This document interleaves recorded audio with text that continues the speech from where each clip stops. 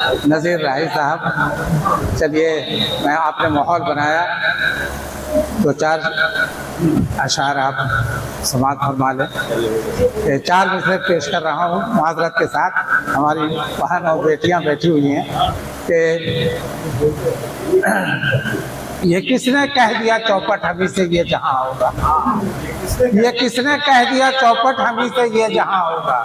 लड़कपन है किसी दिन इश्क मेरा भी जमा होगा, लड़कपन है किसी दिन इश्क मेरा भी जमा होगा। हम उसका फेस देखेंगे, वो मेरी बुक पलट देगी, फिर उसकी वाईफाई में नया एक आशिक, फिर उसकी वाईफाई में नया एक आशिक, उसकी बात है। और चार शेर और चार में से देखें कि बेगम हमारे पास में वैसे तो चार है, बेगम हमारे पास में वैसे तो चार है।